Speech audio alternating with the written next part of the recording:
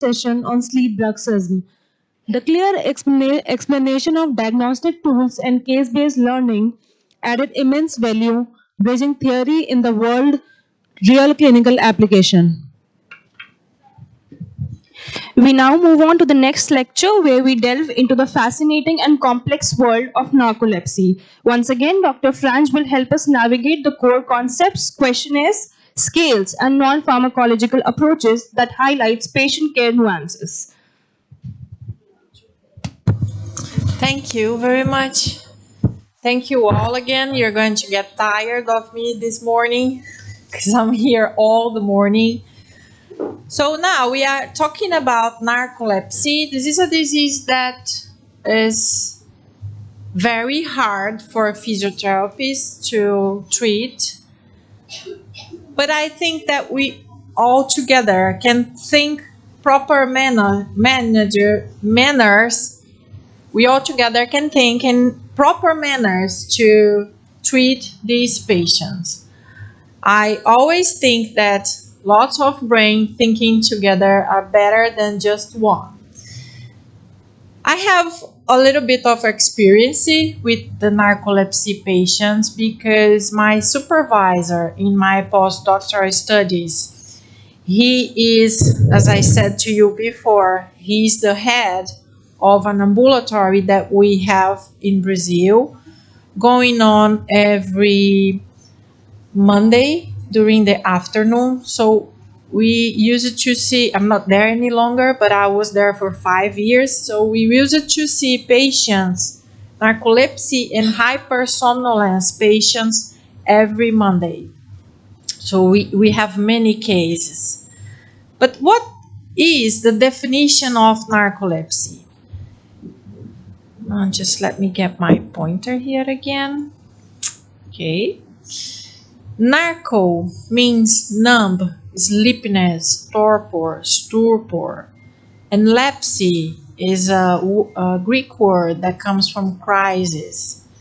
So narcolepsy is a disorder characterized by excessive daytime sleepiness and signs of REM sleep instability. So this is a disorder that REM sleep stage intrudes into the wake process. But the patients are called lazy, depressed, shameless. They are the society see these patients like they have lack of effort, they are sleepyhead, strange, awkward, antisocial, and all those things. Because society doesn't understand what is this disease. Narcolepsy is a sleep-wake disorder that is, again, characterized by the intrusion of the REM sleep or part of the REM sleep into the wakefulness and the sleep. So we might think that in this disorder, that is a disorder of hypersomnolence, we might think that patients sleep too well or that patients sleeps because it's a disorder of hypersomnolence. But this is not true because in this disorder, we also have the fragmented sleep, okay? So we have daytime and nighttime clinical manifestations as a result from the alterations in the triggering of REM sleep stage. So all the sleep architecture is messed in this disorder.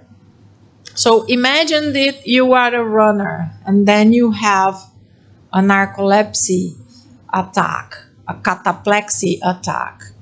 So imagine how dangerous this is for daily life. And why this happens? Well, we have a decrease in the hypocretin, or also called orexin. We have a decrease of this hormone by loss of these hypocrenetic cells in the lateral hypothalamus. We also know that we have no alteration of these receptors, and these are seen in animal studies. And this hypocretin is very, very important for the maintaining of wakefulness.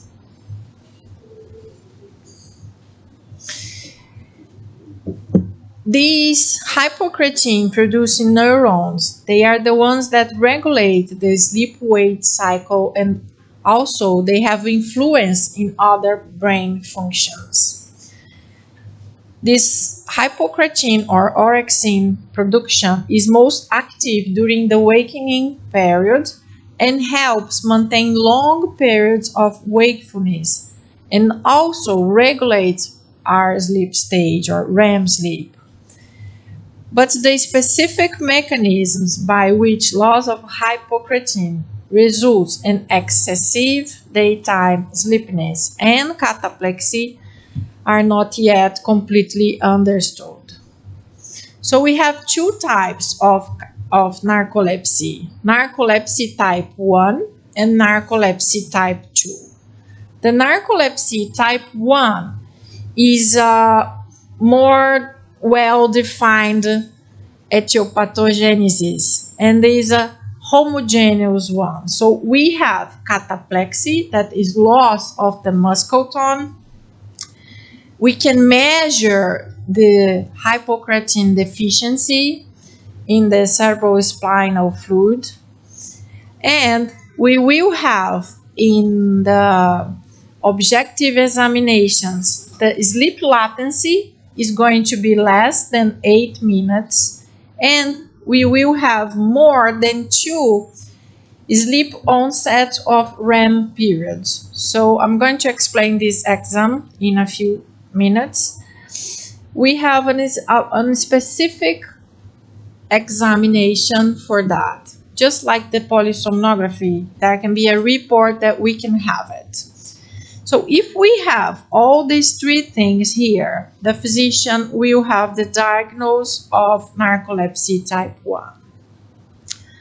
But this other one is a little bit difficult. The type 2 is kind of heterogeneous disease, and the etiopathogenesis is still unclear. The hypocretin deficiency is different from the first one. It can be higher than 110 or not measured for any reasons. And in the objective examination, we can have a sleep latency less than 8 minutes and more than 2, what we call SROREMs. I have 2 videos here with no sound. Just going to show you. Just watch. She's a dancer teacher, or she's recording something, and then watch how it goes.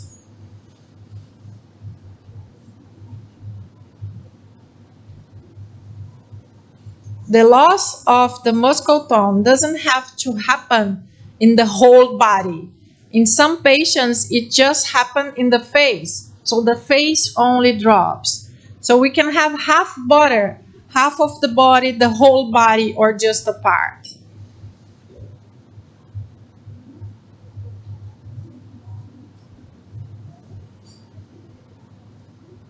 So when we have this sleep attack, what we are having is the REM sleep stage intruding into the wave sleep.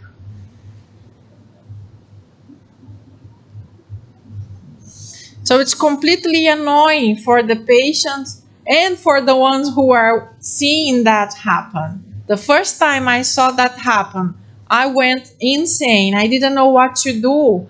And my supervisor just said, wait and watch. And I was like, oh my God, okay. And we just make sure that the patient is safe and secure and will not hurt itself. And that's it. So we have some more videos. The pathological findings of the narcolepsy is a selective loss ranging about 75 to 95% of these hypocretin producing neurons in the lateral hypothalamus. We know by animal models research that we have a partial loss of hypocretin, and the narcolepsy without cataplexy, the NT2, and normal cerebrospinal fluid hypocretin levels.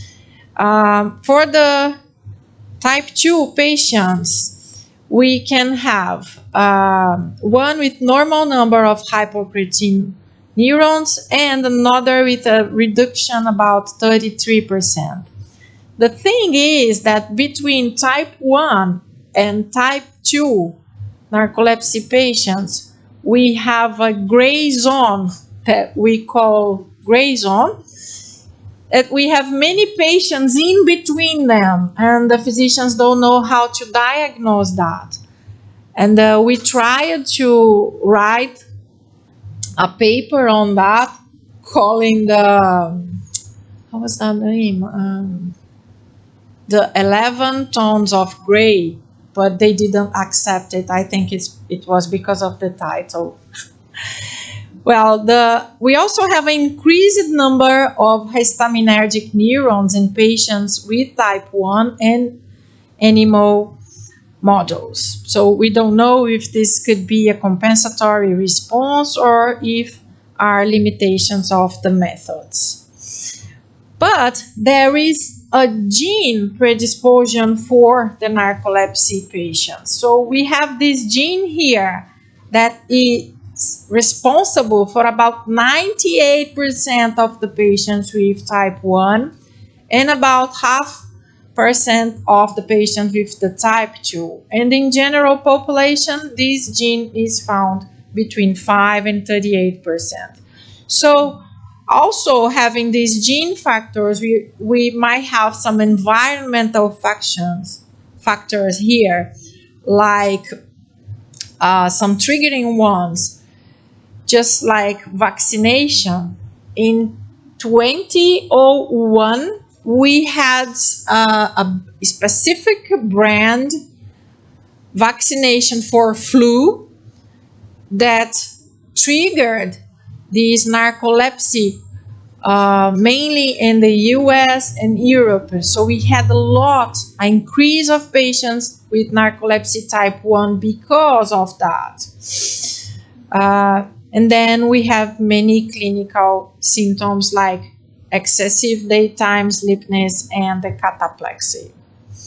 So the epidemiology is that it's a really rare disease. It affects both sex, and it has a bimodal prevalence, like between 15 and 35 years old, and type 2 is more common in adolescents, like when they reach 11, 12 years old.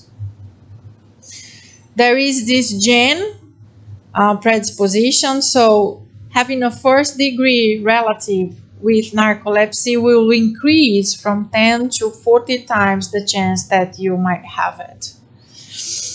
So usually begins when in adolescence and has another peak around the age of 35.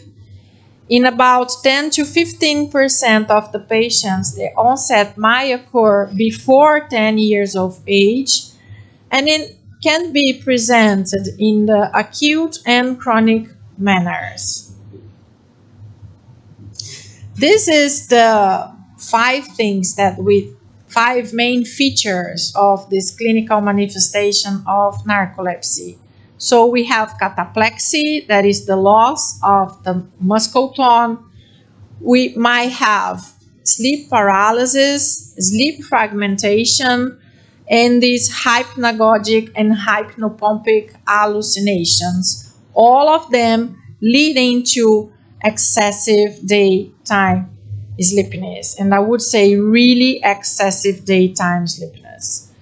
So this daytime sleepiness is the main symptom and the most debilitating one. There is an instability to stay awake, or patients have some sleep attacks that are also reported as a subjective feeling of sleepiness accompanied by difficulty maintaining attention. This is present in the morning, and this is resistible. And sorry about here, involuntary naps are present in about 80% of the patients. The naps are usually short, about 15 to 20 minutes. So imagine if I have narcolepsy, I would sleep now for 20 minutes and then wake up not knowing what's going on or where I am, what am I doing here. And these naps, they are a little bit restorative and associated with dream-like experiences. About 60% of the patients present fatigue. The cataplexy, another very important patient feature, is present in about 60% of the patients, and there is a loss of muscle tone, and there are 1/3 of the patients that report falls. Injuries are rare. There is a loss of reflex. This cataplexy can be both generalized or in local areas of the body, and is triggered by emotional facts. Because there is an autonomic symptom that may occur, change in blood pressure and heart rate, sweating, and involuntary urination can be present. There is a preservation of consciousness. There are ocular, motor skills, and breathing. Okay, so the cataplexy is triggered by emotional things that happen. So if someone tells you something makes you very, very happy, you will start laughing, and then you have this cataplexy. Well, there is explanation for that. We are not going to go through all of this, but mainly because the absence of the orexin that reduce GABA activity and will lead to this loss of muscle tonic tonus, muscle tone. This again, no sound is required, but this is a child who presented cataplexy.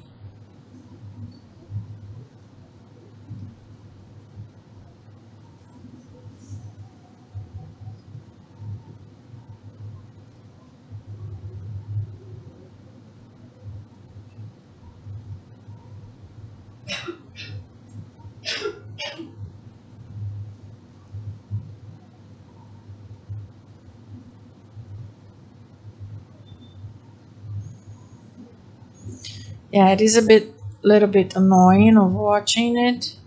And the last one, the friends are recording something, and then one of them has this cataplexy.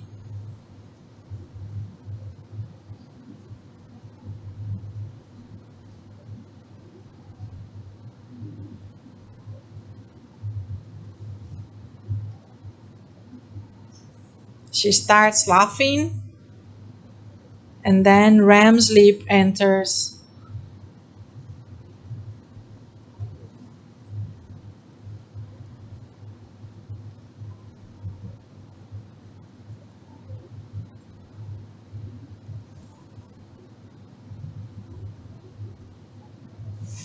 Okay.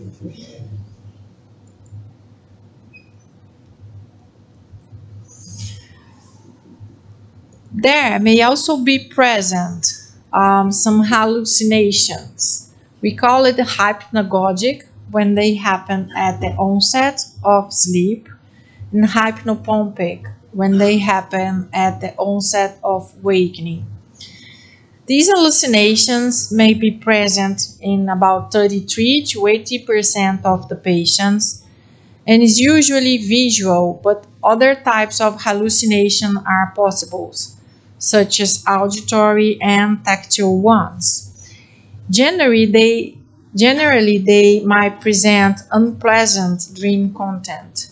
The dreams are vivid, and patients, they know this is not real. I had a patient once, and she told me that she knew when she was in this stage, and she knew she was alive and everything that was going on outside, and she knew that the things that she was seeing were from a product of her mind.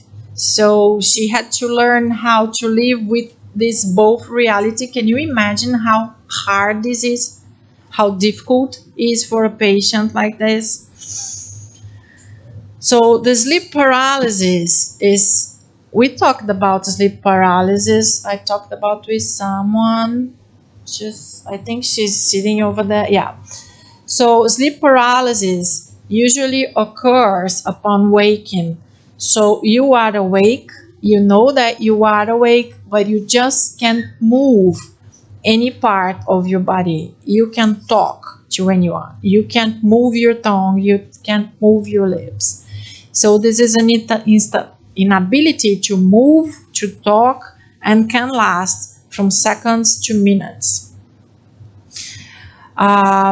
So sleep paralysis is the inability to speak or move any muscle that usually occurs during the sleep-wake transition. And this is a terrifying feeling.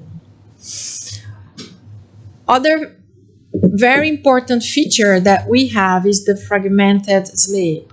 So here we see a normal schedule for sleep, a normal hypnogram.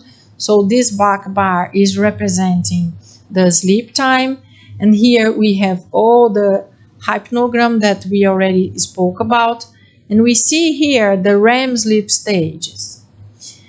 When we have a narcolepsy patient in this 24-hour hypnogram, we see that we also have sleep during the day, lots of sleep during the morning, you see here, and many REM sleep stage entering during awakening. So you see the patient is awake here, then goes to REM sleep, then goes awake again and goes to REM sleep, and this goes on and on and on. Normally, patients with narcolepsy will have a short sleep latency, so would not have any problems to start sleep during the night.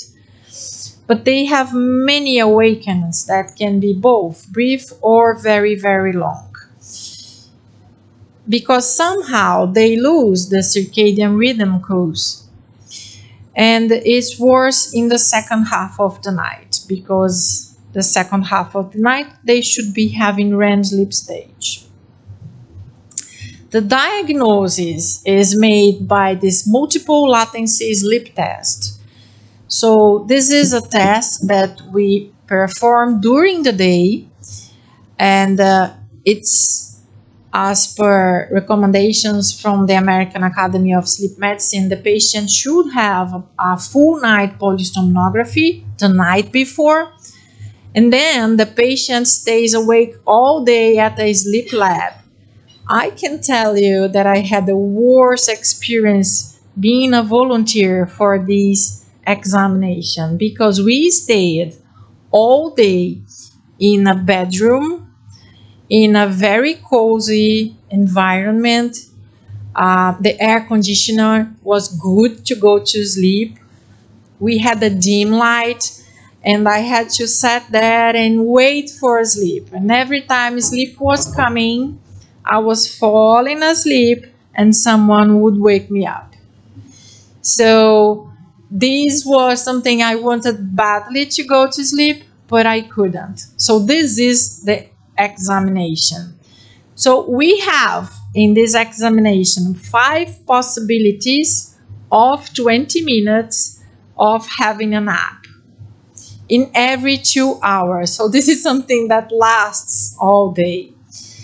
And the measure that are the outcomes from these tests is the sleep latency, or how many minutes I took to nap from the moment that I could from the moment that I really had a nap. And of course, I had all these electrodes from the polysomnography in my brain. Also, the other thing that they measured was the sleep onset REM periods, how long it takes for the patient to enter the REM sleep stage, okay? So the result is like this. Here we have like a MLST result sheet we have the hypnogram and the summary. We have the lights off. So here are the opportunities: the first nap opportunity, the second one, the third. And we have the sleep onset, the time that I was in bed, the total sleep time, the sleep latency, and the REM sleep latency. And then we have here the result. So the mean sleep latency of this patient was 2 minutes. So it took 2 minutes on average for the patient to sleep. And the REM sleep latency, so the patient had 3 episodes, okay, here. So we have a graph and things like that. So this hypnogram shows these 5 periods in which the patient was allowed to sleep, and the patient slept in 3 of them. So if we have 2 or more of these REM sleep going on here, the chance that this patient with the other clinical features having type 1 narcolepsy is huge. So this patient had. And the mean latency, you see, the latency here was 2 minutes. The mean latency has to be less than 8 minutes. So this suggests that this patient has hypersomnolence and reinforce the narcolepsy diagnosis. So it's a very, very important objective investigation that we have for narcolepsy patients. The other one that I told you that we are going to talk about is the maintenance of wakefulness test. That is the opposite of this one that we just talked. So this is also made during daytime, seated. The patient is seated. We need the full night polysomnography on the night before, and the patient stays again all day at the lab. It's given 4 tests of 40 minutes and an interval between them, and in every 2 hours, the patient is told not to fall asleep. It measures the sleep latency, again, how many minutes the patient had the sleep. So here we have these 4 opportunities to nap, and this patient here is a normal one. He presented no SORAM, no intrusion of REM sleep, and had a mean latency of sleep of 38.5 minutes. And here, an abnormal one, indicative of hypersomnolence or hypersomnia. In these 4 chances that the subject had to nap, it took less than 22 minutes, and here again 22 minutes, and no REM sleep state. So this is again not because of here, but because of this sleep latency, and this is indicative of hypersomnia, but in this case not of narcolepsy. So this is how you see that is result for this test. The patient goes immediately from wake to REM sleep, then goes to stage N1, then stage the rest of the time of this. You see here 25 minutes, 40 minutes, he stays in REM sleep stage. Other manner that is quite important to diagnose narcolepsy type 1 patients is having the genes checked. And they do that by cerebrospinal fluid examinations. So they are very reduced or cannot be detectable in 95% of patients with narcolepsy.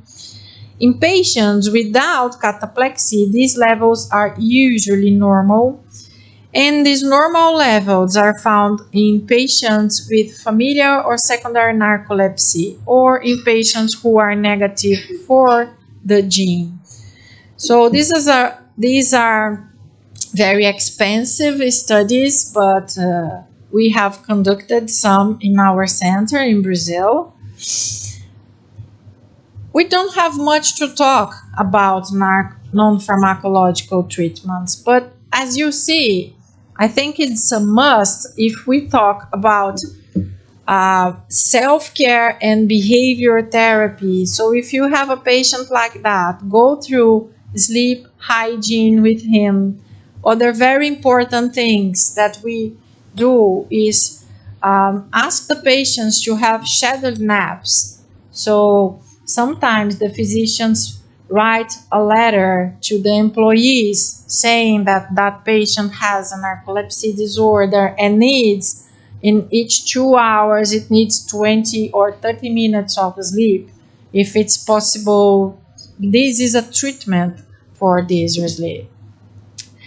They should have maintenance of regular sleep schedules, and there are some studies going on with supportive groups and psychotherapy.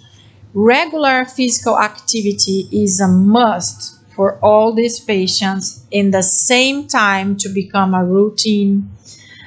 They need to be very careful with the use of stimulants and need to have a balanced diet because they have a huge risk for getting overweight and obese. Okay, so if you remember that having fragmented sleep is correlated with the hormone levels of ghrelin and leptin. This is why these patients can get really, really obese, okay? They also have 40 times more chances of presenting pain and chronic pain than normal healthy persons. The treatment for this narcolepsy is pharmacological, okay? There is I don't think it should one day have a non-pharmacological treatment that will be as a standalone therapy. The treatment is pharmacological. And to my, I was astonished when I saw this article from the group from Ireland, from Hagi, Dr. Hagi Tadro, from the group from Ireland. They published it in the Journal of Sleep Research, which made me very, very happy in the middle of 2023. They published physiotherapists, some knowledges about physiotherapy, some perspectives on physiotherapies for people with narcolepsy. So I was very, very happy to see that. This is for sure the first paper published in physiotherapy for narcolepsy saying exactly these things here, okay? So I think things are starting for us in a manner, and as we say in Brazil, if we see that and you like it, go to surf the wave, okay? Put yourself in a proper condition. Prepare yourself with evidence and with people that know what they are doing, and go to surf in that wave. That's it that I had for narcolepsy, this very exquisite disorder. And we are going to go to lunch for now, and we are back at 11:45. Okay? I'll be happy to take any questions. Okay.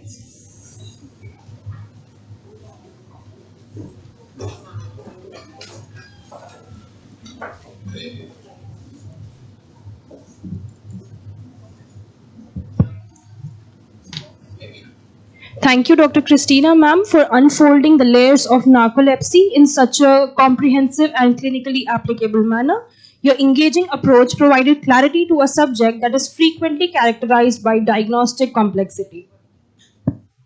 Now we will take a short break to refresh and recharge ourselves.